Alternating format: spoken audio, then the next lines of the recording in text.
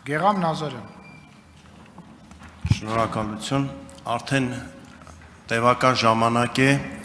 Հայաստանի Հանրությանը մեղմ ասած անհանգստացնում են այն կադրերը, որոնք տեսնում ենք Բաքվի այսպես կոչված դատավարությունից։ Վերջին կադրերը ավելի մտահոգիչ չէին, ակնհայտ գոնե տեսողական մակարդակով բռնության հետքեր կային այն մարդկանց վրա, որոնք պայքարել են միջազգային հանրության կողմից արձանագրված մի սկզբունքի, ազգերի ինքնորոշման իրավունքի իրացման համար։ Հայաստանի դիվանագիտական կորպուսը իրականում ինչ է անում այս խայտառակությանը վերջ տալու, միջազգային հանրության, թեև հասկանում եմ այս բարդ ժամանակահատվածում, այս խայտառակությանը միջազգային հանրության հայացքը ուղղելու համար։ Ի վերջո մենք պետք է արձանագրենք, որ Բաքվում դատում են այդ դատավորությունը, ոչ միայն դատում են Արցախի ներկա նախկին ղեկավարներին, այլ դատում են, եթե ավելի անկեղծ լինենք, Կոսովոյի Հանրապետության նախկին ու ներկա ղեկավարներին, Բոսնիայի Սերբական Հանրապետության նախկին ու ներկա ղեկավարներին, Կոսովոյի, Սերբիայի նախկին ներկայացում, Բոսնիայի Սերբական Հանրապետության, Թուրքիայի, Կիպրոսի հյուսիսային թուրքական հանրապետության ղեկավարությանը, Աբխազիայի, Հարավային Օսիայի, Մերձդնեստրի, Դոնեցկի ժողովրդական հանրապետության, Լուգանսկի ժողովրդական հանրապետության ղեկավարությանը։ Հայաստանի դիվանագիտական կորպուսը ինչ է անում այս խայտառակությանը վերջ տալու համար եւ միջազգային հանրությանը այս նուրբ կետի վրա ուշադրությունը բևեռելու համար։ Կարծում եմ ճիշտ կլինի, եթե Արարատ Միրզոյանը պատասխանի հարցին։ Մենք կարծում ենք, որ ճիշտ կլինի, որ վարչապետ Նիկոլ Փաշինյանը պատասխանի։ Համեցեք, պարոն վարչապետ։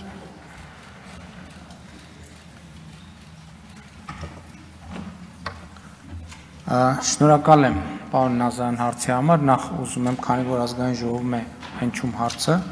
ուզում եմ ընդգծել, որ ձեր բարձրաձայնած մի շարք դեպքերում,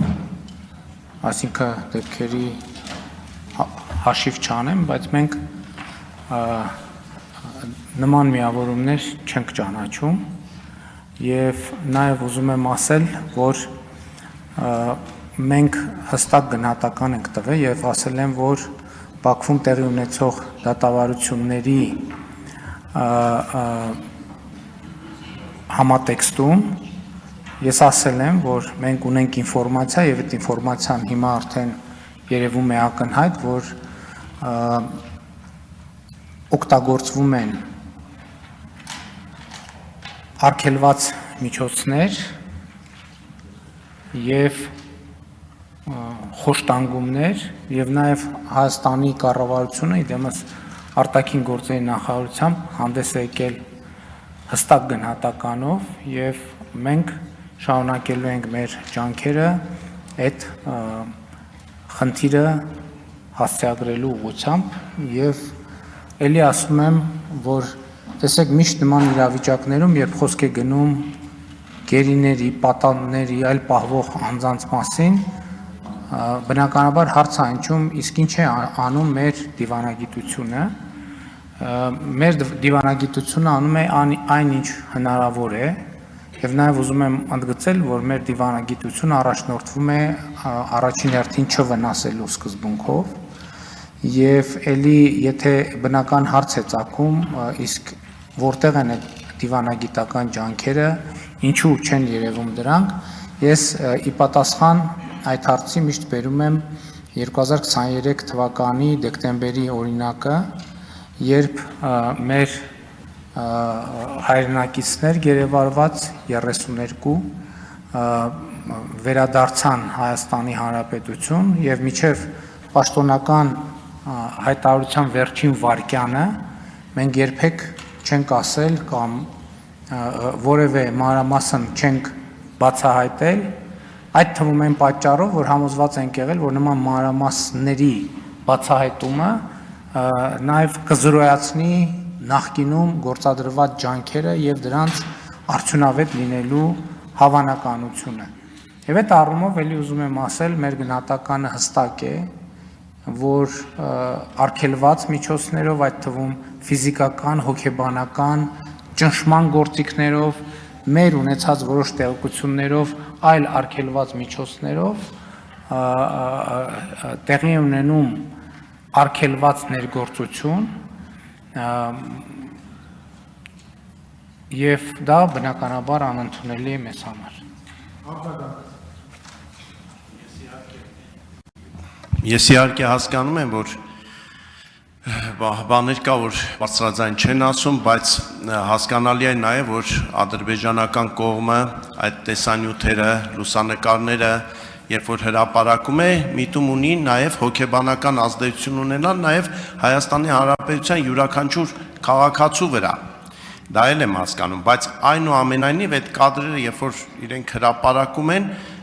պատկերը ավելի ակնհայտ է դառնում եւ կարծում եմ մեր դիվանագիտության գործն էլ ավելի հեշտանում է միջազգային հանրությանը, այսպես ասած միջազգային հանրությանը բացատրել, որ մարդկության դեմ հանցագործություն է տեղի ունենում, այս էր իմ ասածը եւ մենք յուրաքանչյուր հայ, առավել եւս յուրաքանչյուր պաշտոնյա ամեն ինչ պետք է անի այդ մարդկանց այդ վիճակից դուրս բերելու համար։ Շնորհակալ եմ, պարոն Նազարյան, արձագանքի համար, եթե ձեր թեզը ճիշտ է, իսկ ենթադրենք, որ այդ թեզը ճիշտ է, եթե այդ տեսարանները օգտագործում են նաև մեր հանրության վրա հոգեբանական ազդեցություն ունենալու համար եւ մեր հանրությունը ստացվում է հանրության նկատմամբ հոգեբանական ներգործություն ունենալ, այդ նշանակում է, որ իրենք իրենց խնդիրը կատարում են։ Ես հասկանում եմ, որ իրադրությունը շատ նուրբ է, որ իրադրությունը կարող է լինել էմոցիոնալ, բայց եթե այդ դիտանկյունից նայենք, դա էլ պետք է հասկանանք, որ այդ դեպքում փաստորեն իրանք այդ խնդիրը դնում են եւ այդ խնդիրը լուծում են մենք էլ այդ խնդիրը որոշակիորեն նաեւ այդ դիտանկյունից եւ այդ տեսակետից պետք է ընկալենք եւ ընդգծեմ, որ այս երկրորդ հատվածը իմ ասացի, առաջին հատվածի պատասխանի մեջ որևէ բան իհարկե չի փոխվում։ Շնորհակալություն։